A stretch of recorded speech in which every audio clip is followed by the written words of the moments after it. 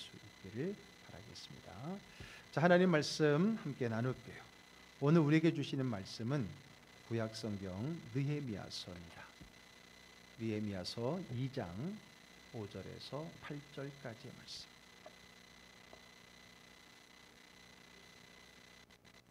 느헤미야서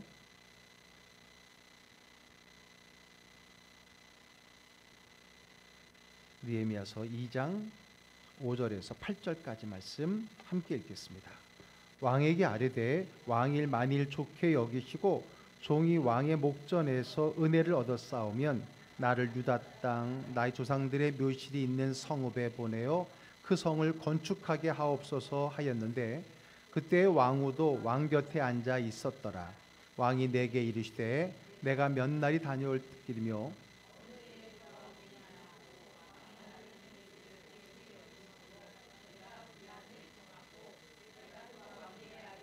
왕이 만일 좋게 여기시거든 강 서쪽 총독들에게 내리시는 조서를 내게 주사 그들이 나를 용납하여 유다에 들어가기까지 통과하게 하시고 또 왕의 살림 감독 아삽에게 조서를 내리사 그가 성전에 속한 영문의 문과 성곽과 내가 들어갈 집을 위하여 들보로 쓸 제목을 내게 주게 하옵소서 하매 내 하나님의 선한 손이 나를 도우심으로 왕이 허락하고.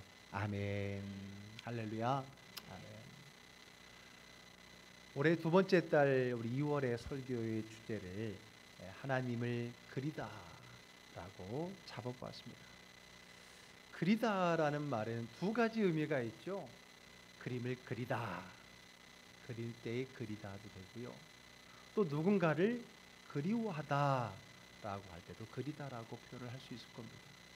그래서 오늘 이번 달에 하나님을 그리다는 그 두 가지 의미를 다 담고 있습니다.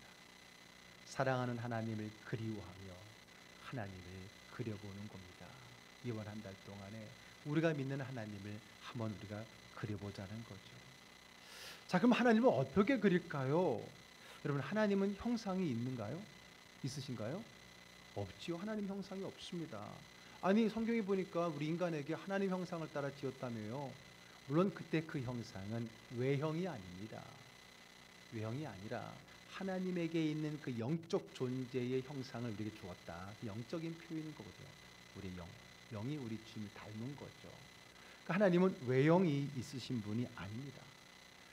그러므로 우리가 하나님을 그릴 때는 비유로 그리게 되는 거죠. 내가 생각하는 그 하나님의 형상을, 이미지를 담는 거예요. 무언가를 통해서. 그림 한 장을 보겠습니다. 제가 전에 한번 소개해 보았던 그 그림이 네덜란드의 그 유명한 빛의 마사라고 표현하는 렘블란트의 대표적인 작품 돌아온 탕자의 그림입니다. 이 검은 배경에 이 빛을 주어서 어떤 강조하는 것이 이 렘블란트 작가의 그림이 특징인데, 이 렘블란트는 이 그림에서 이 돌아온 탕자를 품에 안고 있는 그 아버지를 통해서 지금 하나님을 그리고 있는 겁니다. 저는 이 그림에서 이 아버지의 손과 얼굴과 또 아들을 품은 이 가슴, 품을 보게 되면서 그가 보여주는 하나님을 저는 보고 읽게 되었습니다. 자, 그런데 지금 강조하는 것이 지금 이 그림 가운데 아버지와 아들, 요즘 아이들 표현하면 투샷이죠. 투명의 이 투샷을 좀 더 가까이 보면 그 중간에 뭐가 있어요? 그 장면, 빛의 확대된 장면 속에 손이 있죠. 자, 그러면 이 아버지의 손을 좀 더 확대한 그림을 한번 보도록 할게요. 자, 여기 아들을 품고 있는 아들 두 등에 얹혀 있는 그 아버지의 손을 보는데, 그런데 여러분 어떻습니까? 이 손이 좀 특이하죠. 한마디로 손이 짝짝입니다. 그렇죠, 짝짝이죠. 오른손과 왼손이 또 다른 사람의 손처럼 보입니다. 우리가 보기에 왼쪽, 즉 아버지의 오른손은요 조금 곱고 작습니다. 하얗고. 우리가 보기에 오른쪽, 또 아버지의 왼손은 어때요? 좀 크고 거칠어 보이고 시커매 보이죠. 뭘 이야기하고 싶은 걸까요? 바로 어머니의 손, 아버지의 손을 상상하게 되지 않습니까? 지금 이 품은 이 아들 위에 얹은 이 손 그림을 통해서 어쩌면 하나님의 아버지로서의 모습 그리고 어머니로서의 모습을 다 그리고 싶었던 것은 아닌가 생각이 들고, 여러분 우리가 하나님을 아버지라고 부르지만 하나님이 남자입니까? 아니죠. 하나님은 성이 있으신 분이 아니죠. 그렇기 때문에 하나님은 아버지로서의 역할도 그리고 어머니로서의 역할도 다 감당하시고, 그러한 모습으로 때를 따라 필요에 따라 우리에게 아버지로서 때로는 어머니의 모습으로 우리에게 다가오심을 표현하고 싶었던 것 같습니다. 자, 또 다른 그림을 하나 보겠습니다. 우리가 하나님의 소원하게 되면 아마 제일 먼저 떠오르는 장면이 이 장면은 아닐까요? 우리에게 너무나 익숙한, 우리가 너무나 잘 알고 있는 바로 미켈란젤로의 그림 천지창조 중에 한 부분인 겁니다. 로마의 시스티나 성당의 천장에 그려있는 그림입니다. 천장에서 한 2, 3년 동안 그렸다는데 참 힘들었겠죠. 거기에 그려있는 이 천지창조 여러 스토리들 그림들이 막 있는데 그 중에 가운데에 있는 대표적인 그림이죠. 자, 저기 보게 되면 왼쪽에 있는 사람은 아담을 이야기하는 거고요. 오른쪽에 있는 분은 바로 하나님입니다. 하나님이 왼쪽에 여성 한 분을 이렇게 끼고 있는데 그가 바로 하와입니다. 아마 하와를 아담에게 주시기 전의 상태인 것 같고요. 그 주변에 하나님 주변에 있는 많은 어린아이로 묘사된 것은 천사입니다. 보통 천사를 저렇게 어린아이로 많이 표시를 했었죠. 자, 여기서도 보면 하나님과 아담인 인간을 이어주는 것이 뭐예요? 손이에요.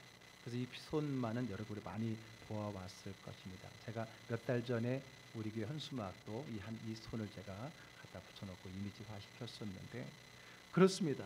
바로 하나님과 우리 사이를 연결해 주는 그러한 바로 손을 표현하고 있죠. 자, 성경에서도 하나님을 이미지로 표현하는 것을 보게 되면은 하나님 어떤 외적인 이미지로 표현할 때 많이 사용하는 게 뭐냐? 바로 손, 얼굴, 그리고 하나님의 품. 아까 렘블란트의 그 아버지의 모습 속에 볼 수 있는 것처럼 손과 얼굴과 그리고 하나님의 가슴 품으로 하나님을 묘사하는 게 참 많습니다. 근데 그 중에서도 제일 많이 등장하는 게 뭘까요? 바로 하나님의 손입니다. 성경에 검색해 보세요. 하나님의 손 혹은 주의 손 혹은 여호와의 손, 이렇게 손으로 하나님을 묘사하는 부분이 참 많이 있거든요. 그러면 하나님을 손으로 묘사할 때 그 손이 갖고 있는 의미는 뭘까? 하나님의 손이라는 그 이미지를 통해서 우리에게 전해주고 싶은 하나님의 성품, 하나님의 이미지는 무엇일까요? 그것은 한마디로 강한 힘과 능력입니다. 하나님의 힘, 하나님의 강한 손을 이야기할 때 손으로 묘사합니다. 여러분, 우리나라 영화배우 마동석 하면 뭐예요? 이거죠. 손이잖아요. 강한 손. 그것처럼 하나님도 하나님의 손 하게 되면 강함을 이야기합니다. 신명기서 5장 15절을 한번 같이 읽어볼게요. 너는 기억하라. 내가 애굽 땅에서 종이 되었더니 내 하나님 여호와가 강한 손과 편팔로 거기서 너를 인도하여 내었나니. 자, 이스라엘 백성들을 애굽에서 이끌어내었음을 모세가 이야기할 때 뭐라고 하냐면 하나님 여호와가 강한 손과 편팔로 너희를 인도해냈다라고 하면서 하나님의 그 강한 그 성품의 능력을 상징할 때 항상 이 손으로 말하는 거 봅니다. 여기뿐만 아니라 많은 성경에서 하나님의 손은 항상 하나님의 힘, 능력, 권능을 나타낼 때 이미지로 사용을 하게 됩니다. 여러분, 여담이지만요, 제 아내가 제 외모 중에 어느 부분을 보고 반했는지 아세요? 아마 많은 분들이 얼굴일 거라고 생각하겠지만 비웃으신 건 아니죠? 너무 크게 웃으셨네.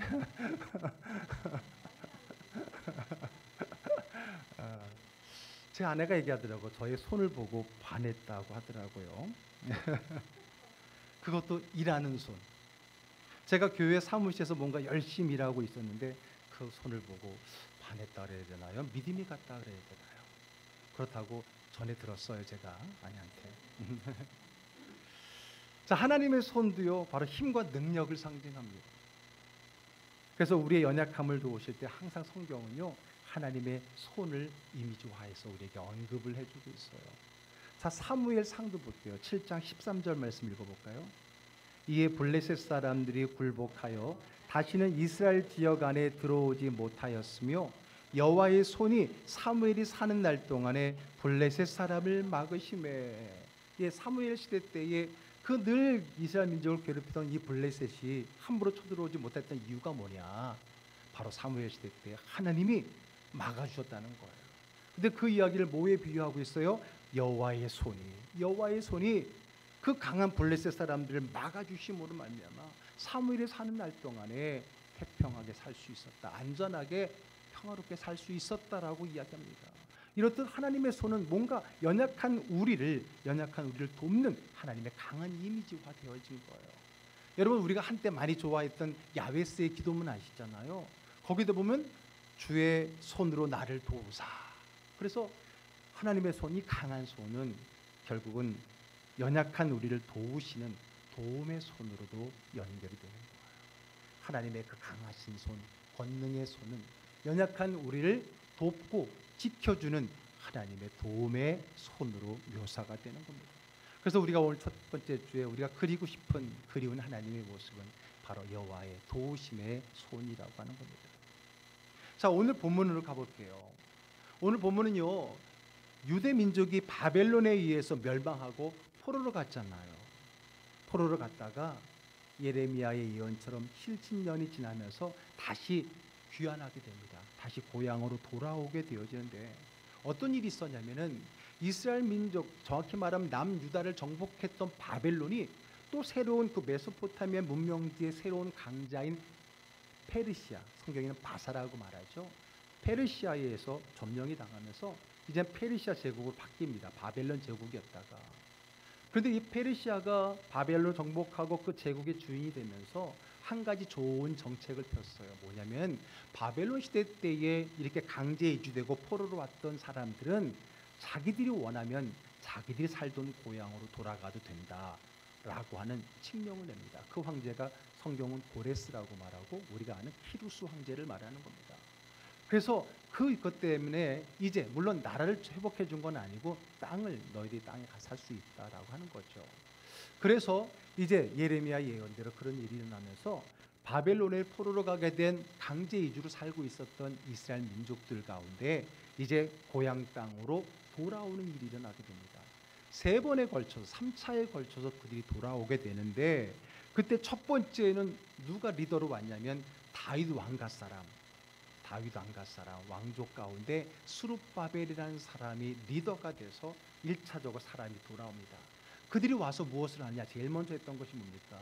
무너진 여호와의 성전을 다시 재건하는 일을 맡았던 거예요.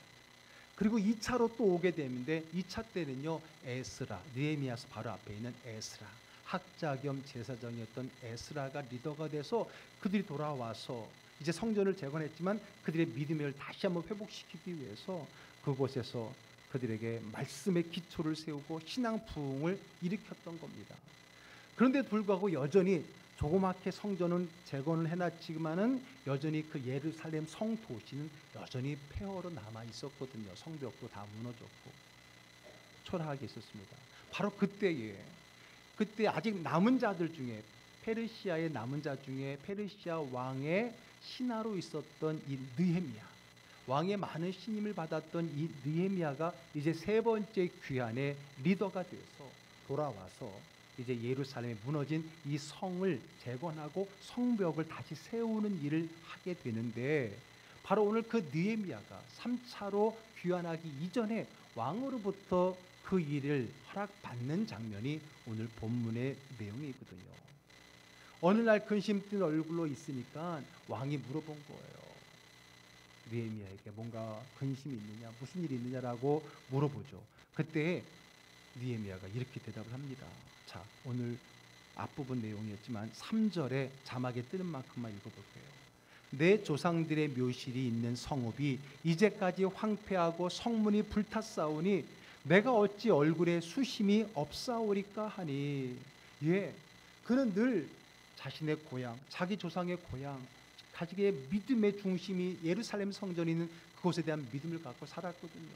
그런데 얼마 전에 자기 형제들이 유다 땅을 갔다 오고 나서 물어봤더니 어떠냐 그랬더니 여전히 여전히 1, 2차 귀환을 갔음에도 불구하고 여전히 예루살렘 이 성 도시 마을은 폐허로 되어 있고 성은 여전히 불탄 채로 남아있더라 라고 하는 이야기를 전해준 겁니다. 그 이야기를 듣고 너무 가슴 아파하고 힘들어하고 슬퍼하면서 금식하면서 기도했었거든요. 내가 어떻게 하면은 그 땅을 내가 조금이나마 도울 수 있을까 늘 그런 마음으로 기도하고 있었는데 오늘 왕이 왜 그렇게 근심이 있냐라고 물어봐 준 거예요. 그래서 그런 이야기를 했거든요. 내 고향 땅에 대한 여전히 폐허로 남아있는 그 안타까움을 이야기했더니 왕이 또 묻습니다. 그래? 그럼 내가 무엇을 해줄까? 네가 무엇을 원하느냐라고 묻는 거예요. 그 말을 듣고 나서 이건가 하고 그가 오늘 성경표에 보니까 묵도하면서 잠시 속으로 기도하고 난 후에 그 왕에게 이렇게 대답합니다. 오늘 본문의 첫 절이었죠. 5절 읽어볼게요. 왕에게 아뢰되 왕이 만일 좋게 여기시고 종이 왕의 목전에서 은혜를 얻어 싸우면 나를 유다 땅 나의 조상들의 묘실이 있는 성읍에 보내어 그 성을 건축하게 하옵소서 하였는데 만일 왕이 그러시다면 정말 저에게 은혜를 베푸시길 원한다면 저를 나의 조상의 땅 애굽 땅 예루살렘으로 보내셔서 그 무너진 성을 다시 건축하게 재건하게 해달라고 간청을 합니다. 그랬더니요 왕이 기꺼이 그를 보내주기로 한 겁니다. 여러분 이것만 봐도 그는 굉장히 왕에게 신임을 받는 그런 신하였음을 알 수 있죠. 꿈은 이루어지고요 기도는 응답되는 겁니다. 오늘 느헤미야의 간절한 그 바람과 기도가 이루어진 겁니다. 그런데 여기서 끝나지 않았습니다. 느헤미야는 아주 구체적인 내용까지 왕에게 허락을 받게 되거든요. 왜냐하면 여러 가지 문제가 또 있거든요. 지금 페르시아 제국이 넓어졌잖아요. 지금 유대 땅까지 있으니까. 그 페르시아 제국 지금 있는 곳이 왕이 있는 곳이 수산궁이라고 하는 곳인데 이 수산궁에서 자기 고향은 서쪽이죠. 서쪽이란 말이에요. 그럼 서쪽으로 가는 길에는 여러 땅들이 있고 이 페르시아 제국의 땅들이 있는데 제국이다 보니까 여러 지역들이 나눠져 있어서 어디는 총독이, 어디는 군봉왕 같은 이렇게 제국을 이렇게 다스렸잖아요. 저 가는 길에 여기서 거기까지 가는 길에 많은 페르시아의 여러 땅들을 밟게 될 터인데 거기에는 각각 총독들이 다스리고 있을 거예요. 황제 밑에서. 그럼 그들에게 조서를 내려주셔서 우리가 가는 길을 안전하게 열어줄 수 있도록. 왜냐하면 그 이전에 가는 사람들이 가는 길에 많은 어려움을 당했었거든요. 그러니까 왕이 조서를 내려주셔서 가는 길이 안전하게 갈 수 있도록 도와달라. 그리고 또 하나가 더 있습니다. 다름이 아니라 가서 내가 성전을 재건할 텐데 그러기 위해서 살림 감독관에게 이 목재를 담당하는 감독관에게 저에게 목재를 좀 주라고. 그래서 그것을 가지고 성문을 불탄 성문을 다시 세우고 집들을 만들 때 들보로 쓰기 위해서 목재를 좀 주라고 조서를 내려주십시오라고 두 가지를 더 얹어서 요청을 했는데 그것도 왕이 다 들어준 거예요. 그래서 그것을 다 허락받고 그가 이제 돌아가게 된 겁니다. 그런데 이렇게 흔쾌히 허락해 준 이 모든 순조로운 그의 상황에 대해서 성경은 뭐라고 표현하고 있는가 볼까요? 8절의 뒷부분 한번 읽어볼게요. 내 하나님의 선한 손이 나를 도우심으로 왕이 허락하고 이렇게 모든 일이 순조롭게 잘 진행되는 것을 지금 뭐라고 표현하고 있어요? 하나님의 선한 손이 나를 도왔다라고 표현하고 있는 겁니다. 결국은 왕이 이렇게 흔쾌히 허락한 것은 다 누구 덕이라는 거예요? 하나님의 도우심, 하나님 덕이라는 겁니다. 느헤미야 내가 잘나서가 아니고 왕이 성품이 좋아서 운이 좋아서가 아니라 이 모든 것 뒤에서 일하시는 하나님의 도움의 손길이 있기 때문이라고 성경은 느헤미야는 고백하고 있는 겁니다. 할렐루야. 그렇습니다. 여러분 보이지 않지만은 우리의 모든 길이 다 하나님의 손에 의해서 움직인다는 것을 우리는 알아야 되고 믿어야 될 것입니다. 그래서 여러분 이렇게 왕의 허락을 받아서 도움을 받아서 예루살렘에 도착을 합니다. 그런데 돌아왔더니 들은 것보다 더 비참했던 거예요. 여전히 폐허로 남아 있었던 거죠. 그가 폐허가 된 예루살렘을 돌아보고 난 후에 이제 그곳에 있는 사람들을 모읍니다. 특히 리더들을 모으고 그들에게 이제 성 건축에 대한 비전을 이야기하면서 그들에게 독려하고 격려하는데 이렇게 말을 하는 겁니다. 저 뒤에 18절 읽어볼게요. 또 그들에게 하나님의 선한 손이 나를 도우신 일과 왕이 내게 이른 말씀을 전하였더니 그들의 말이 일어나 건축하자 하고 모두 힘을 내어 이 선한 일을 하려 하매. 어떻게 보면 그들도 하려고 했지만 여러 가지 방해들이 있었거든요. 그래서 지쳐있고 낙진되어 있고 포기하고 있던 그들에게 내게 임한 하나님의 그 선한 손길, 도우심에 대해서 이야기하면서 또 왕이 우리에게 준 그 칙령들을 이야기하면서 이제 걱정하지 마라. 아무도 우리 못 건들 거야. 할 수 있어. 하면 돼. 하나님 도와주셨어. 도와주실 거야. 이런 비전의 말을 하고 있는데 그때도 뭐라고 말하고 있어요? 하나님의 선한 손이 나를 도우신 일과 앞으로 도와주실 일을 그들에게 이야기하고 있는 겁니다. 근데 그 말을 딱 들었을 때 그 백성들, 유대인들이 좀 먼저 와 있었던 그들이 그 이야기를 듣고 놀랬던 겁니다. 왜 놀랬냐면요, 느헤미야가 했던 이 말 표현 중에 하나님의 선한 손이 나를 도왔다라는 그 말을 듣고 깜짝 놀랐을 거예요. 왜냐하면 바로 그 전에 왔던 리더, 두 번째 왔던 리더가 누구였었다 그랬어요? 에스라잖아요. 느헤미야서 앞에 있는 에스라. 그분도 그렇게 말씀을 했거든요. 한번 가볼까요? 에스라서 7장 28절 읽겠습니다. 또 나로 왕과 그의 보좌관들 앞과 왕의 권세에 있는 모든 방백이 앞에서 은혜를 얻게 하셨도다. 내 하나님 여호와의 손이 내 위에 있으므로 내가 힘을 얻어 이스라엘 중에 우두머리들을 모아 나와 함께 올라오게 하였노라. 에스라도 지난번에 와서 우리들에게 이야기할 때 이렇게 말했거든요. 내 하나님 여호와의 손이 내 위에 있으므로 내가 힘을 얻었다. 은혜를 얻게 하셨다.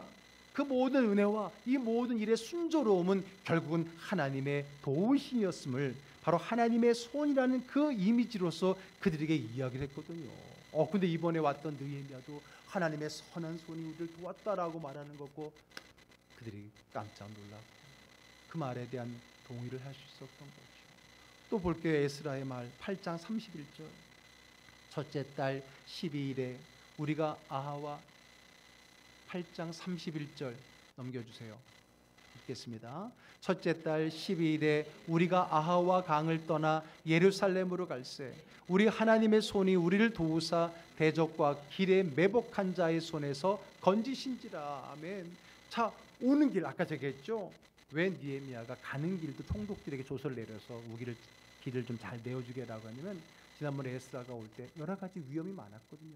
그를 방해하는 사람들이 중간중간에 매복하고 있다 어려웠는데 그때도 하나님의 도움의 손이 그들을 도와서 무사히 왔다라고 에스라도 고백을 했거든요. 이렇듯 하나님의 손은 연약한 우리, 위기에 처한 우리, 어려움에 처한 우리를 돕는 하나님의 그 이미지로서 항상 표현되어 오고 있는 것을 보게 됩니다. 그렇습니다. 하나님은 연약한 우리를 그의 강한 손으로 도우시는 하나님이심을 믿으시길 바랍니다. 그래요. 자, 그런데 하나님의 손이 우리를 돕는다. 여러분, 하나님의 손이 보입니까? 안 보이잖아요. 그럼 어떻게 하나님의 손이 나타날까요? 아까도 말했듯이 오늘 느헤미야는 바로 아닥사스다 왕, 그 왕이 하나님의 손길로 등장하는 거예요. 결국 하나님의 도움의 손이라는 것은요, 그 누군가를 통해서 생각지도 못한 그 사람을 통해서 나의 어려운 문제를 풀어줄 때가 있단 말이에요. 당장은 그 사람이 나를 돕는 것 같지만 우리의 믿음의 눈으로 볼 땐 뭐예요? 그게 하나님의 손의 작동인 거예요. 하나님의 손이 그 사람을 통해서 생각지도 못했던 그 사람의 손길을 통해서 나를 돕고 내 위기를 벗어나게 해주는데 믿음의 눈으로 보니 그것은 바로 하나님의 선한 손길이었던 것을 보게 됩니다. 때로는 사람이 아니라 어떤 상황을 통해서 전혀 생각지 못했던 어떤 상황이 생기면서 오늘 우리의 문제가 전혀 생각지 못했던 방법으로 풀려지는 것을 경험해 보지 않았습니까? 그렇다면 그 상황이 하나님의 손길이라고 하는 겁니다. 하나님은 이렇게 정말 우리가 예상하지 못한 그 어려움 속에서 도무지 길이 없고 방법이 없는 그 자리에서도 하나님은 놀라우신 하나님의 선한 능력의 손으로 우리의 문제를 해결해 주시고 우리의 길을 열어주시는 줄로 믿으시기를 바랍니다. 느헤미야에게는 그 바로 아닥사스다 왕이 통해서요. 아니 1차 때는 뭐예요? 바로 키르스 황제, 고레스 황제가 그 모든 칙령을 통해서 돌아갈 수 있게 해줬던 것처럼 이렇게 하나님의 손은 바로 내가 생각하지 못한 수많은 사람과 사건과 상황을 통해서 우리의 막힌 길을 열어주고 도움의 손길을 주시는 줄로 믿으시기 바랍니다.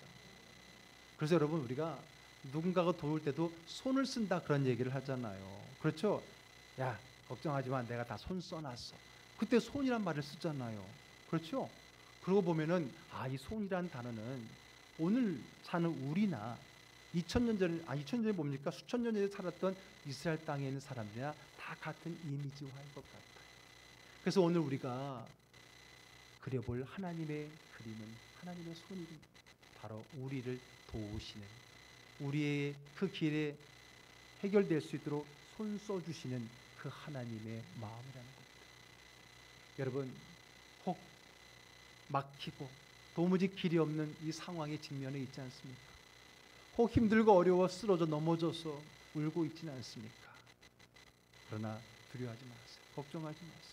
오늘 살아계시고 역사하시는 그 하나님의 선한 손길, 오늘 여러분들의 문제 앞에 다양한 방법으로 여러분들의 문제를 해결해 주실 줄로 분명히 믿습니다. 그것을 믿는 것이 믿음이고, 오늘 우리가 그리워하는, 우리가 그려볼 하나님의 그림은 바로 그 여호와의 도우심의 손이라고 하는 겁니다. 그래서 여러분, 성경은 우리가 너무나 좋아하는, 특별히 힘들고 어려울 때마다 많이 묵상하게 되는 그 말씀에도 이런 표현이 있어요. 이사야서 41장 10절 한번 같이 읽어볼까요?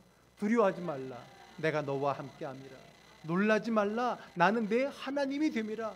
내가 너를 굳세게 하리라. 참으로 너를 도와주리라. 참으로 나의 의로운 오른손으로 너를 붙들리라. 아멘. 그래요.